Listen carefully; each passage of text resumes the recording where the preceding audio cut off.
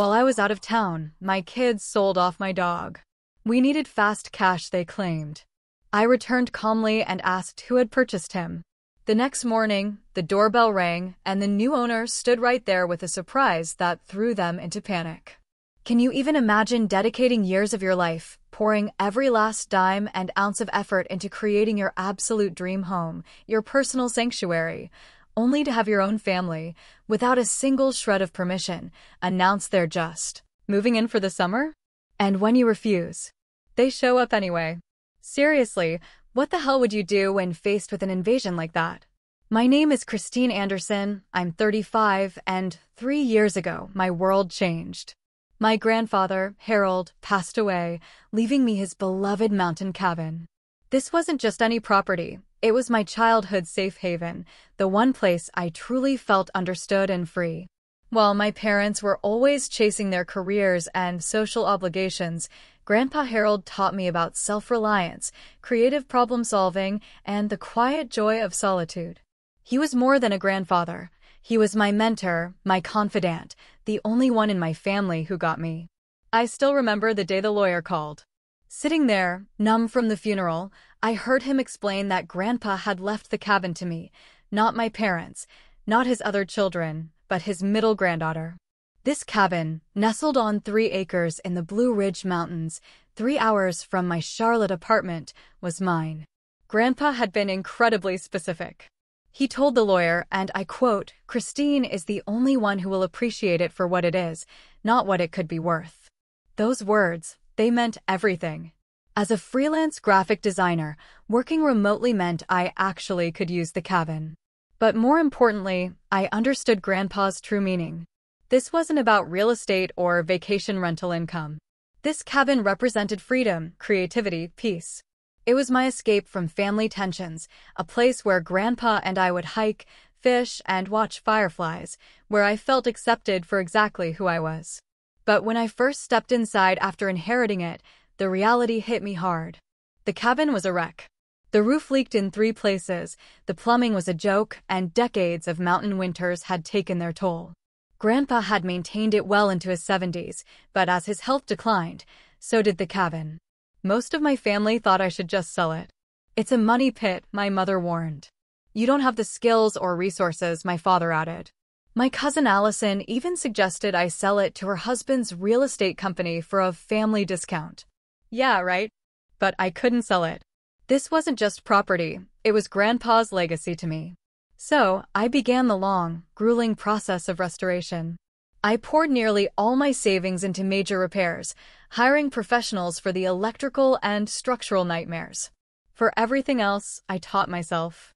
YouTube tutorials, hardware store consultations, making friends with local contractors who shared advice. I did it all. Every single weekend for the first year, I drove those 3 hours, covered in sweat and sawdust. This wasn't just about fixing what was broken, it was about making the cabin mine, while honoring Grandpa's memory. I kept his hand-carved bookshelf but refinished it. I preserved the river stone fireplace, but added efficient inserts. I updated the kitchen with modern appliances, but maintained the rustic charm of the wooden countertops he'd installed decades ago. My family's interest in the cabin was, well, variable. Initially, it was all wasting your time and money. Then, as photos of my progress started appearing on social media, suddenly there were offers to help, which, oddly enough, always involved them using the cabin afterward. I politely declined. This was my project, my sanctuary. My relationship with my family has always been complicated. My parents, both successful corporate attorneys, raised us with the expectation that we'd always accommodate others, especially family. Family comes first, was the mantra, but in practice, it often meant my boundaries came last. My cousins had a history of taking advantage. Borrowed clothes never returned, borrowed money never repaid, and the constant expectation that I'd adjust my plans to fit theirs. Growing up, I was labeled the selfish one anytime I tried to set a boundary. Over time, I'd learned to create distance, maintaining minimal contact. Holiday gatherings, occasional birthdays, and the family group chat were my concessions to keeping the peace. I'd learned that giving them too much information about my life inevitably led to unwanted opinions and interference. Last month, after hearing about some minor vandalism in the area, I decided to invest in a comprehensive security system for the cabin. Motion-activated cameras, a smart lock system, floodlights, even a two-way communication system that let me speak through exterior speakers. From my phone, I could monitor and control everything. The peace of mind was worth every penny. With the cabin finally restored and secured, I felt an accomplishment unlike anything else. My freelance business was successful, but creating this space with my own hands felt different. The cabin was the first place that truly felt like mine, a physical manifestation of my independence and growth. Little did I know, my family had other plans for my mountain sanctuary. It was a Tuesday afternoon when everything changed. I was deep into designing a branding package for a new client, headphones on, completely in the creative zone. My phone kept lighting up with notifications, but I ignored them, determined to finish my concept boards. 2 hours later, I finally took a break and picked up my phone. 63 new messages in the family group chat. That alone was highly unusual. Typically, it was sporadic activity, birthdays, holiday planning, photos of nieces and nephews. This volume indicated something significant. I scrolled to the beginning of the conversation and my stomach dropped. Perfect. Your mountain cabin is just sitting there. We're making it our summer home. The message from my cousin Allison was followed by a string of excited responses. My Aunt Diana, oh, that's a wonderful idea. The kids would love it. My Uncle Robert, count us in for the 4th of July week. My other cousin Thomas, can we bring the boat? Is there boat access to the lake? And then, my own mother. Christine hardly uses it anyway.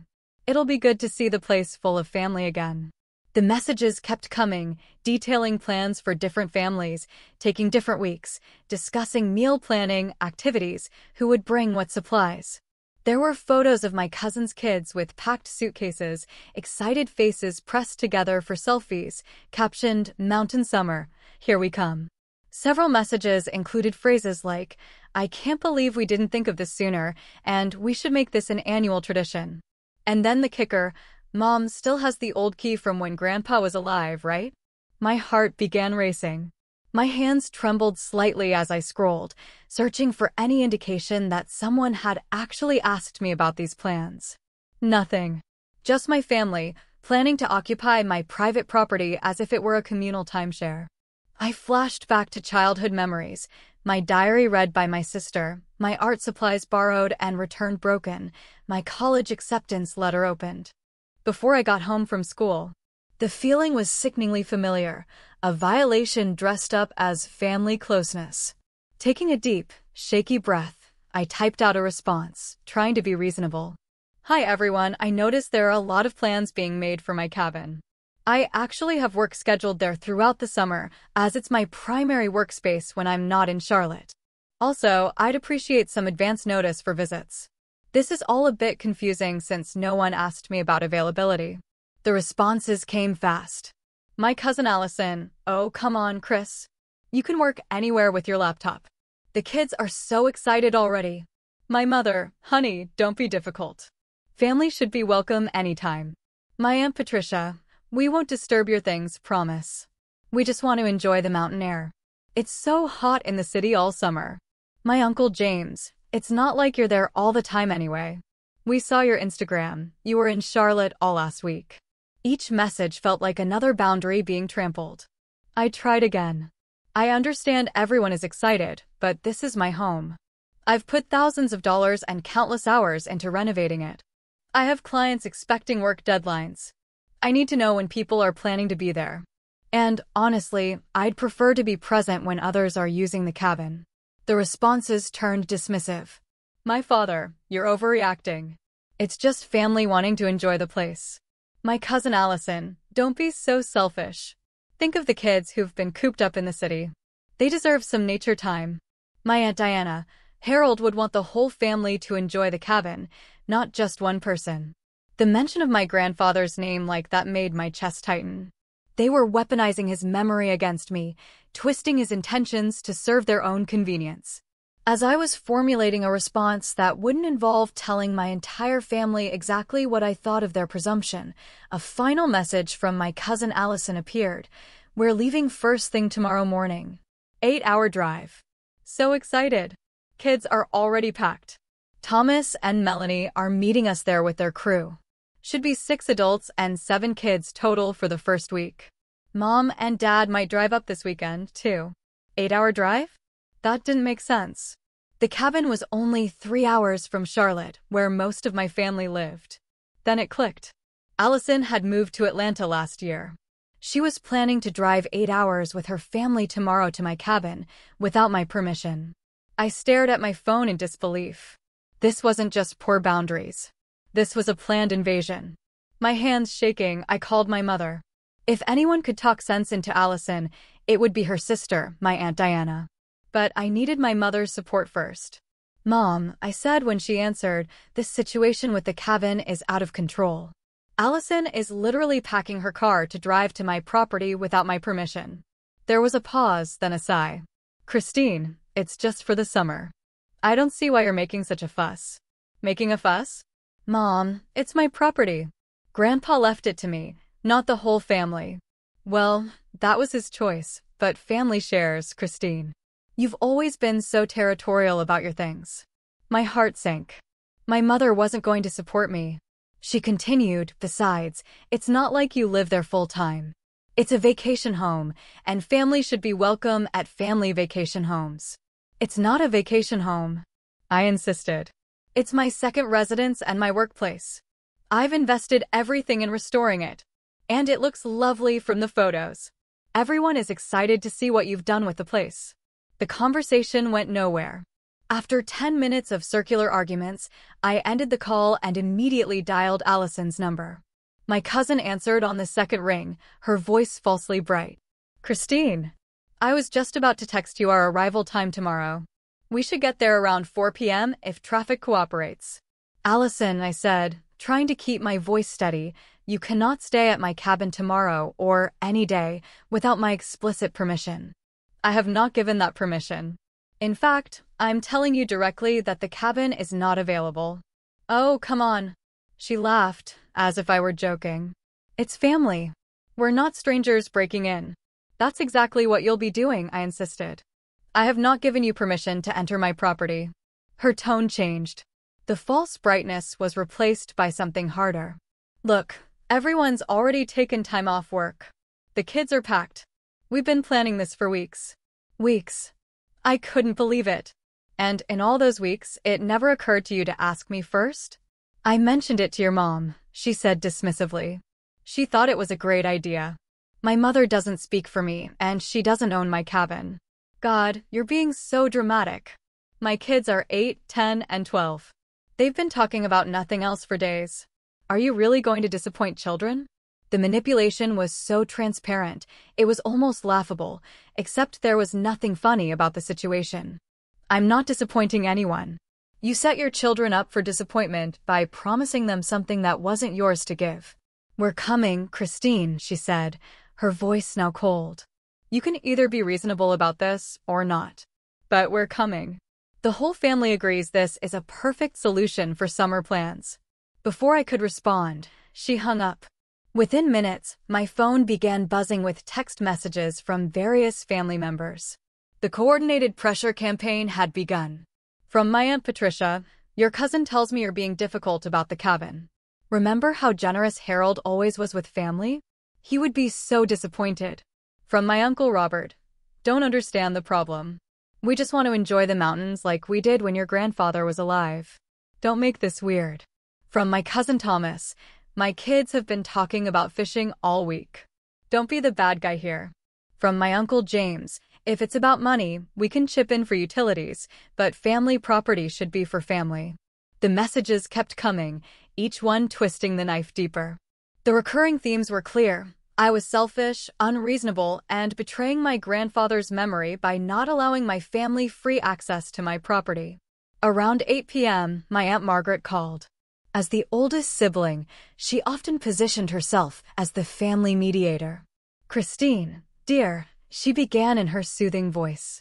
I think there's been a misunderstanding about the cabin. There's no misunderstanding, Aunt Margaret. My family is attempting to use my private property without permission. That's trespassing. She laughed softly. Goodness, such harsh language for family. No one is trespassing. We're just looking to spend some quality time in the mountains, at my home, without my invitation or consent, I added.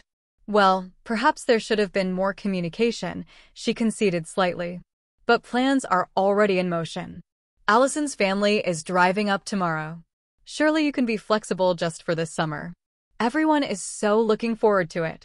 I have installed a security system, I informed her. No one will be able to enter without my authorization. There was a pause. A security system? Don't you think that's a bit extreme for a family cabin? Harold never locked the doors and all. The years he owned it. Things change. There's been vandalism in the area. Well, she said, her voice cooling, I think you're overreacting to the whole situation. No one is going to damage your precious cabin. It's family, for goodness sake. After more fruitless back and forth, I ended the call. As I scrolled through additional messages, I noticed something disturbing. Several people had referenced specific features of the cabin they were looking forward to.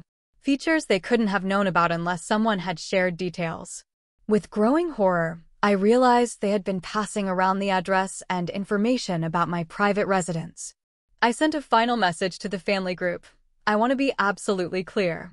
The cabin is not available for family use this summer. I have not and will not give permission for anyone to enter the property. Please respect my boundaries and my property rights. The responses were immediate and hostile. My cousin Allison, too late. We're already packed and leaving at 5 a.m. If you're so concerned, drive up and join us. Otherwise, stop being dramatic. My mother, Christine, enough. This isn't like you. Why are you being so selfish? My father, your behavior is embarrassing. This isn't how we raised you. By midnight, I was physically ill from stress. My hands trembled, my stomach was in knots, and I had a pounding headache. I took some pain relievers and tried to sleep, but spent most of the night staring at the ceiling, my mind racing with scenarios of how tomorrow might unfold. The last message I saw before attempting sleep was from Allison. We're all adults here. We'll take good care of the place. See you tomorrow, maybe? As I finally drifted into uneasy sleep around 4 a.m., one thing became crystal clear. Reasoning with my family wasn't going to work. They had no intention of respecting my boundaries or my property rights. Tomorrow would require a different approach.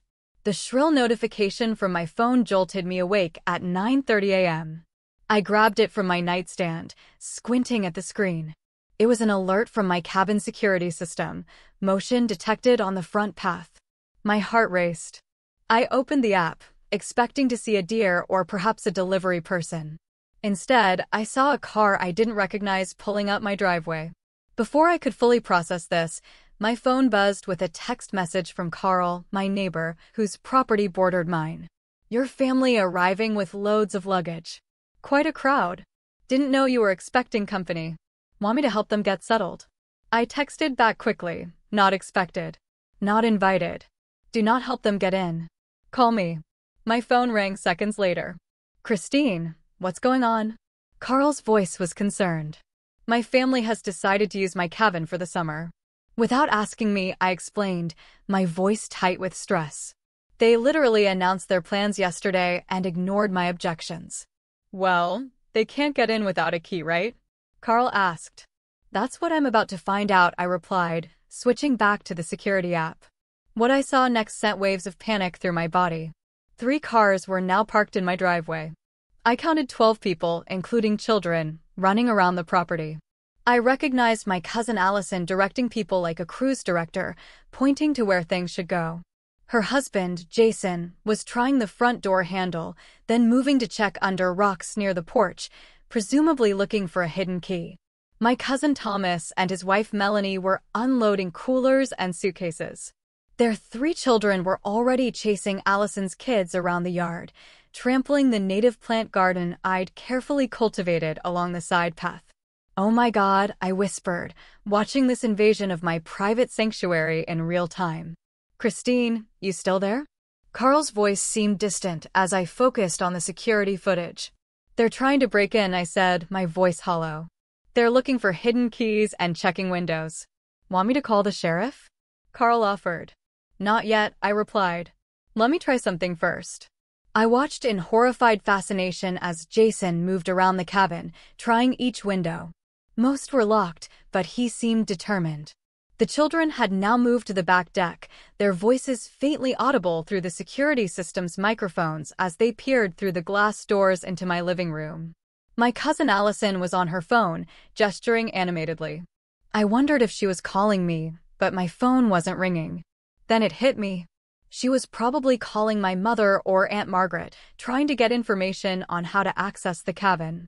The sense of violation was overwhelming. My private space, my sanctuary, the place I had poured my heart and savings into, was being treated like public property. My hands began to shake so badly I had to put the phone down for a moment. A flood of memories rushed through my mind. The time Allison borrowed my new sweater in high school and returned it with a cigarette burn. The Christmas when Thomas used my laptop without permission and deleted my college application essay. The countless times my belongings were taken, borrowed, or used without my consent because family shares. My entire body felt like it was vibrating with rage and helplessness. Tears streamed down my face as I picked up the phone again to continue monitoring. That's when I saw Jason examining one of the side windows more carefully. He seemed to be testing if it would open. Then, he reached into his pocket and pulled out what looked like a small tool. "He's trying to force a window," I told Carl, who was still on the line. "That's breaking and entering," Carl said firmly. "I'm calling the sheriff." "Wait," I said, clarity suddenly cutting through my emotional turmoil. "I have another idea." In that moment, I remembered what my grandfather used to tell me when I'd come to him upset about family members taking my things or invading my space.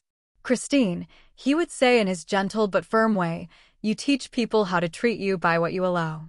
Don't get mad. Get clear. Set your boundaries and hold them, even when it's difficult. Especially when it's difficult." My grandfather wouldn't want his cabin used as a battleground. But he also wouldn't want me to let my boundaries be trampled. He left the cabin to me because he trusted my judgment. It was time to honor that trust. With newfound resolve, I wiped my tears and focused on the security system's control panel on my phone. The expensive system I'd installed last month was about to prove its worth in a way I never anticipated. With steady hands, I navigated to the master control panel on my app. This comprehensive system included motion-activated cameras, floodlights, smart locks, and an alert system with outdoor speakers. It even featured two-way communication. I had never imagined using these features against my own family, but their actions had forced my hand. I watched Jason still working at the window, the children running around, and my cousin Allison directing the whole operation like she owned the place. Taking a deep breath, I activated the system's emergency protocol. Immediately, powerful floodlights around the property blazed to life, despite the morning sunlight. An ear-piercing alarm began blaring from multiple speakers strategically placed around the exterior of the cabin. Then, the security system's automated message began playing at high volume. "This is a security alert. Unauthorized presence detected on private property. Local security service has been notified. Please vacate the premises immediately." Through the cameras, I watched the chaos unfold. The children froze, then several began crying, covering their ears against the piercing alarm. The adults spun around, looking for the source of the noise. Jason jumped back from the window he'd been attempting to force, nearly falling off the small garden wall he'd been standing on. My cousin Allison stood in the center of the driveway, her mouth open in shock, looking up at the nearest speaker. My cousin Thomas grabbed his youngest child and pulled her close, scanning the property with wide eyes. Melanie and the other adults began shepherding the children toward the cars. Several neighbors, including Carl, had emerged from their cabins to investigate the commotion. I could see them standing at the edge of my property, watching the scene unfold. It was time to make my presence known. I pressed the button for the two-way communication system and spoke clearly, "Attention. This is Christine Anderson, the legal owner of this property. You are currently trespassing on private property. I have not given permission for anyone to enter or use this cabin. You need to leave immediately. The effect was immediate.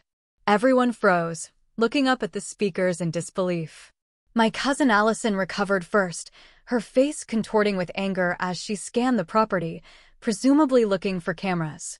"Christine, turn this off right now," she shouted. "You're scaring the children." I continued through the speaker system, my voice calm but firm.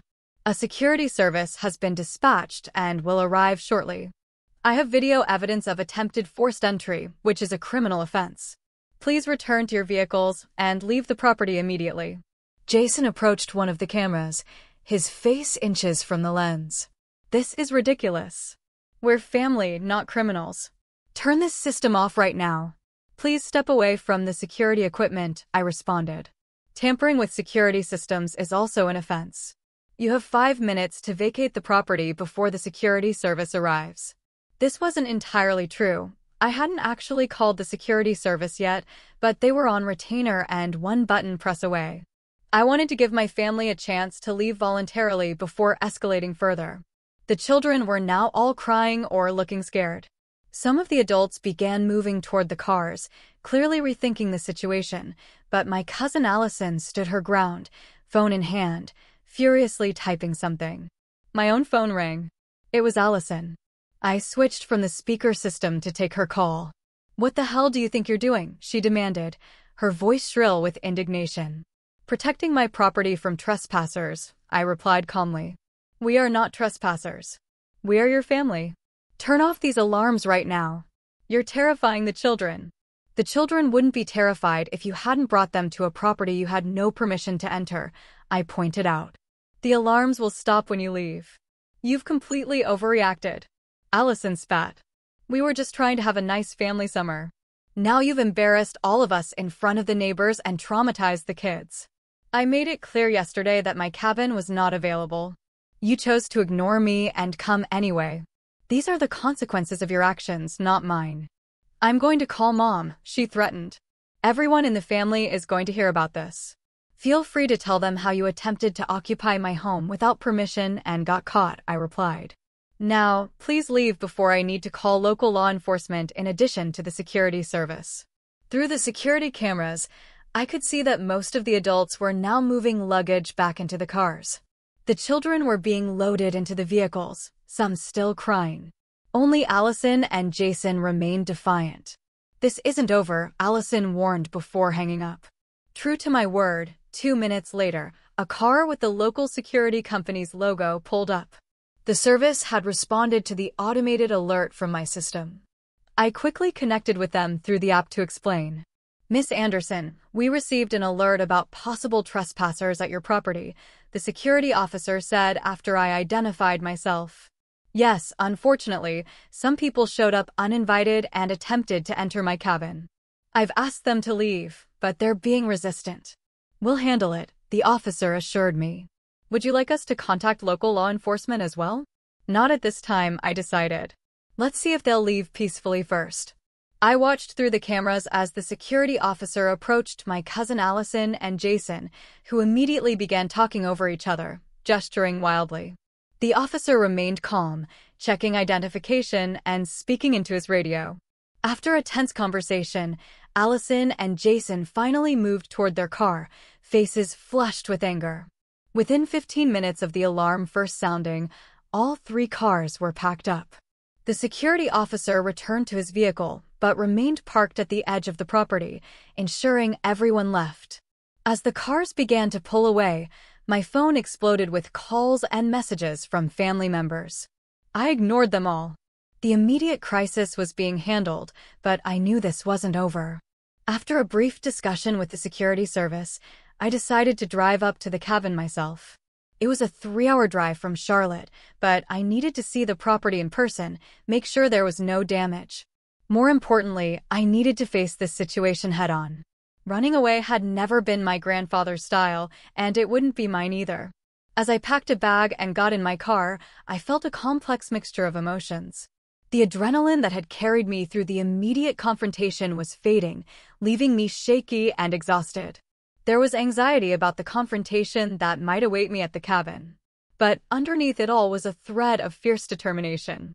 For perhaps the first time in my life, I had stood up to my family's boundary violations in a way that couldn't be ignored or dismissed. The 3-hour drive gave me time to process my feelings and prepare for what might come next.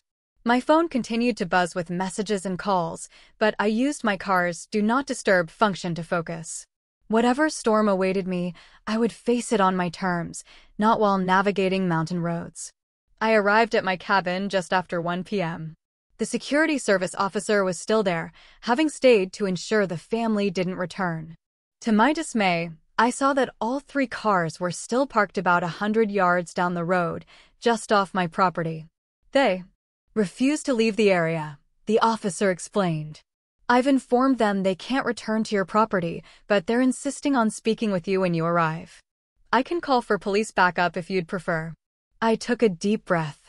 No, that's all right. I'll talk to them. Thank you for staying. As I pulled into my driveway, I saw movement from the parked cars. Doors opened and adults emerged. The children remained inside the vehicles, faces pressed against windows, watching. My cousin Allison, Jason, Thomas, and Melanie approached the edge of my property, stopping at the boundary marked by my rustic split-rail fence. Their expressions ranged from angry to uncomfortable to outright hostile. The security officer stood nearby as I exited my car and walked toward the group. The tension in the air was palpable. Christine. My cousin Allison began immediately, her voice tight with restrained fury. I can't believe you would embarrass us like this, calling security on your own family. What is wrong with you? I looked at her calmly. I told you clearly that you did not have permission to enter my property. You chose to ignore me and come anyway. It's a family cabin, she insisted.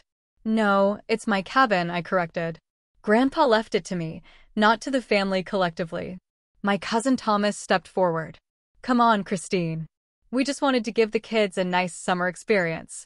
Is that really so terrible that you needed to traumatize them with alarms and security guards? I'm sorry the children were frightened, I said sincerely. But they wouldn't have been in that situation if you had respected my clear communication yesterday. You've always been selfish, Melanie said, speaking up for the first time. Even as a kid, you never wanted to share anything. This isn't about sharing, I replied. This is about basic respect for boundaries and property rights. You wouldn't walk into a stranger's house uninvited.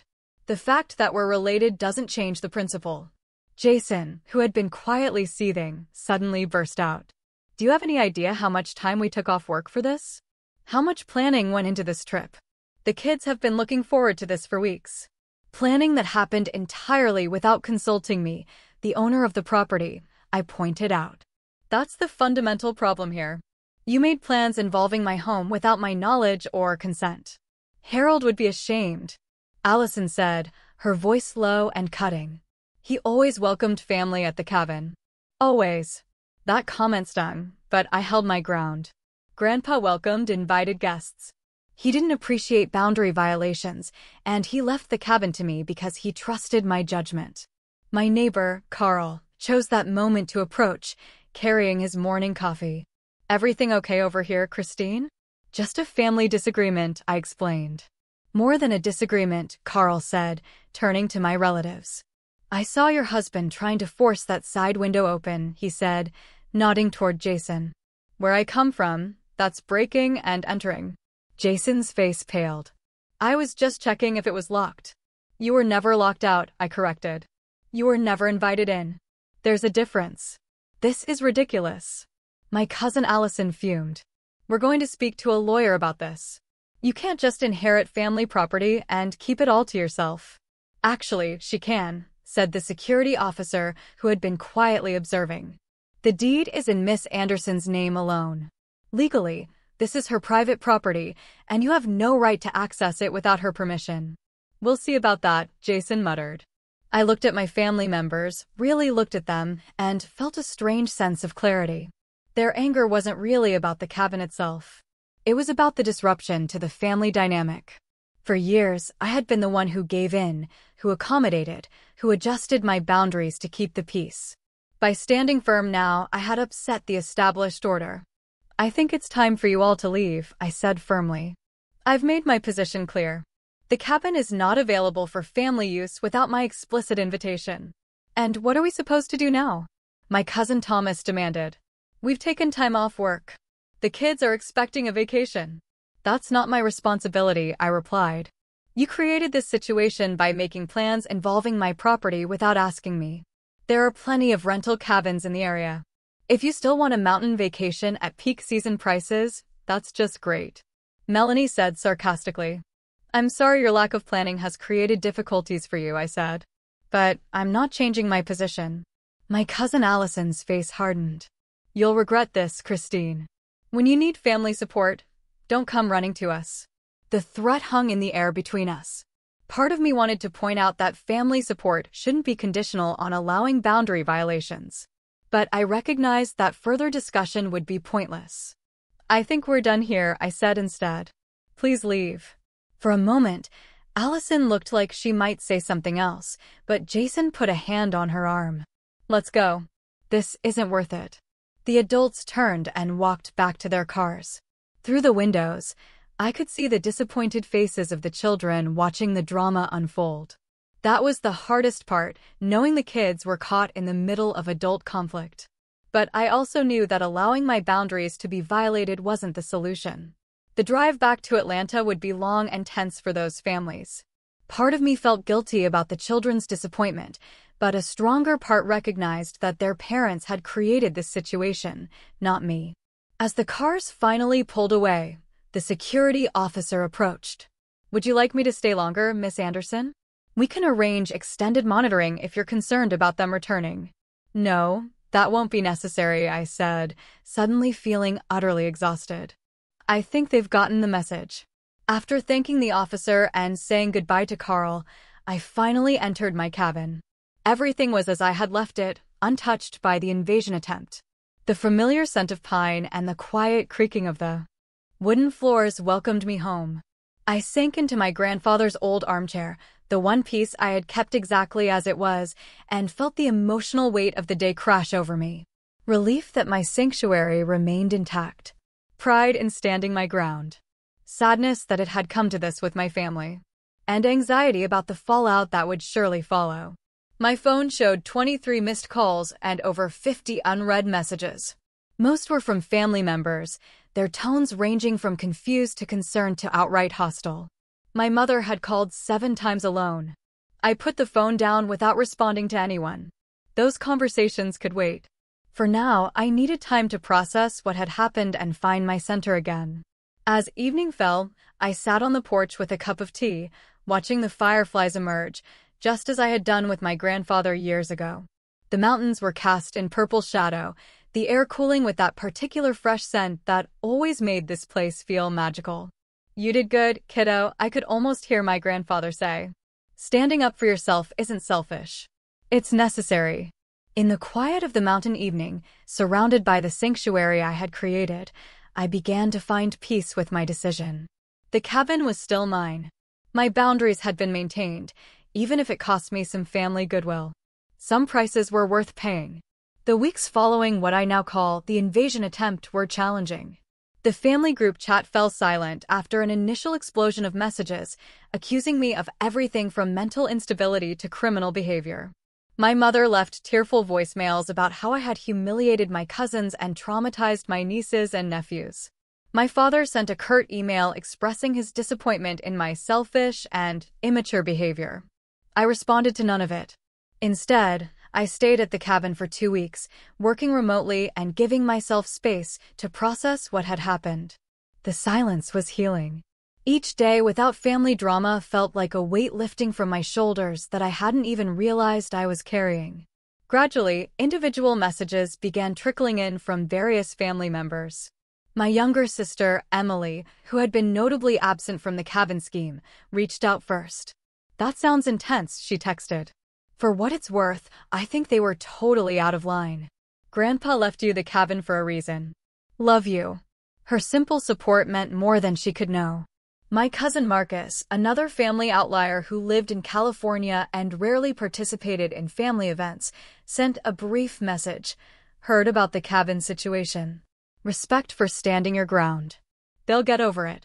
Even my Uncle David, my father's brother, who had always been the quiet one at family gatherings, surprised me with a thoughtful email. Christine, while I don't approve of how things escalated with the security system, I want you to know I understand why you felt backed into a corner. The cabin is legally yours, and the family should have respected that. Give everyone time to cool down. These things have a way of settling themselves. These small gestures of understanding helped, but they couldn't erase the larger pattern of boundary violations that had characterized my family relationships for years. After returning to Charlotte, I made an appointment with a therapist who specialized in family dynamics. Dr. Lawson helped me see the patterns more clearly. What you're describing is a family system that doesn't respect individual boundaries, she explained in our second session. Your grandfather seems to have recognized this dynamic, which may be why he left you the cabin directly, rather than making it family property. Everyone keeps saying I'm selfish for not sharing, I told her. There's a difference between generosity and allowing yourself to be taken advantage of, she replied. Healthy relationships require mutual respect. From what you've described, your family expects you to accommodate their wishes without extending the same consideration to you. Over the following months, Dr. Lawson helped me develop strategies for maintaining boundaries without unnecessary conflict. We worked through my feelings of guilt and the deep-seated belief that standing up for myself was somehow wrong or selfish. During this time, I also discovered an online community of people with similar experiences. Through a forum dedicated to family relationship challenges, I shared my story anonymously and received an outpouring of support and understanding. My siblings tried to claim our father's house after he left it to me, one user wrote. Standing firm was the hardest thing I've ever done, but it was the right decision. 3 years later, 2 of them have actually apologized.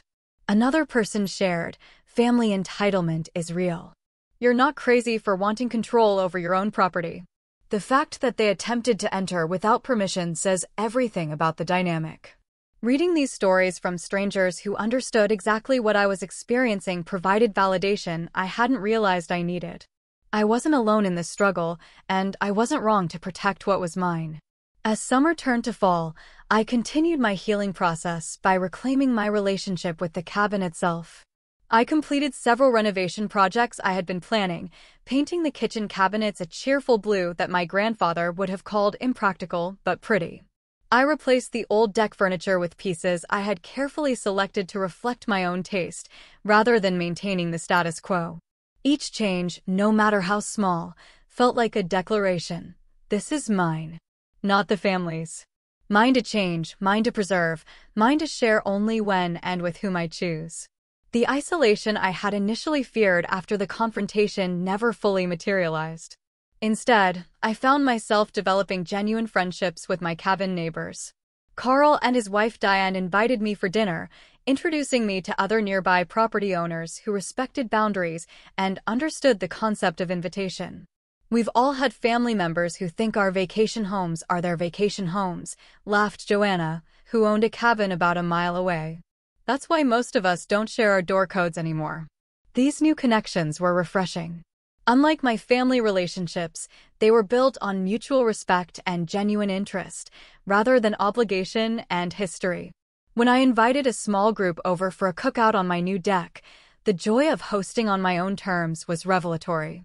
These people were there because I wanted them to be, and they had accepted because they wanted to come. No manipulation, no guilt, no expectations beyond a pleasant evening. The contrast with my family's entitled approach couldn't have been starker. By Thanksgiving, the family tensions had cooled somewhat. My mother called to discuss holiday plans without mentioning the cabin incident directly.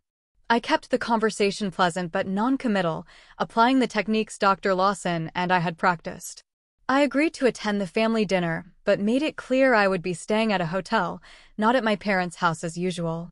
That seems unnecessary, my mother commented. We have plenty of room. I prefer having my own space, I replied, simply offering no further explanation or apology. The slight pause before she accepted my decision felt like progress. The holiday itself was awkward, but manageable. My cousin Allison and her family had chosen to spend Thanksgiving with her husband's relatives, which simplified things considerably.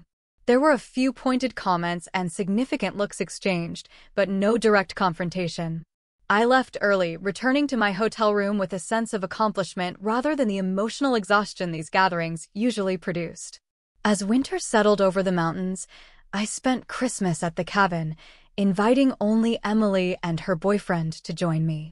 The quiet celebration, free from family drama and expectations, was the most peaceful holiday I could remember.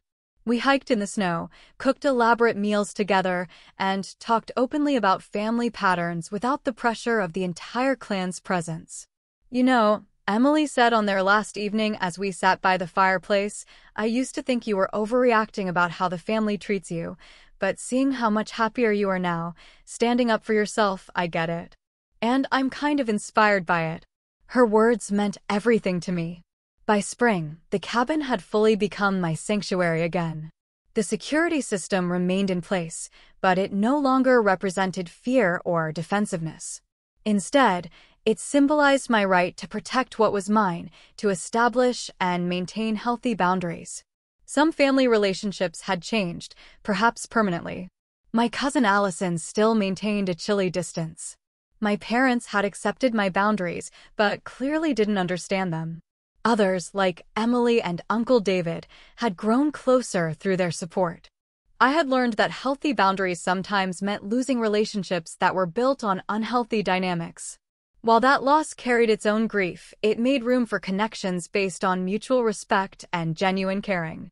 On a warm evening in early May, almost a year after the confrontation, I sat on my grandfather's porch, sipping tea from one of his old mugs. The mountains were vibrant with spring growth, birds calling to each other in the twilight. I thought about how much had changed, not just in the cabin, but in me. My grandfather had given me more than property. He had given me the opportunity to learn my own worth, to stand firm in the face of pressure, to create a life based on self-respect rather than accommodation. The cabin was the catalyst.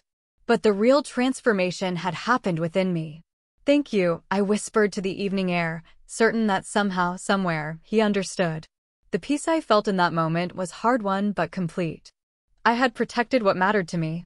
Not just the physical space of the cabin, but my right to set boundaries and have them respected.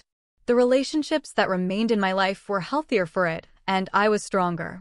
As night fell over the mountains, I made a silent promise to myself and to my grandfather's memory. I would continue to honor both the cabin and myself by maintaining those boundaries, not with anger or defensiveness, but with the quiet confidence of someone who knows her own worth. This whole journey taught me so much about standing up for myself, even when it's incredibly painful. It made me wonder, have you ever had to stand up to family members who just didn't respect your boundaries, or worse, tried to take what was yours? What would you have done in my place, especially when they brought the kids into it? I really want to know what you think, so please, share your thoughts in the comments below.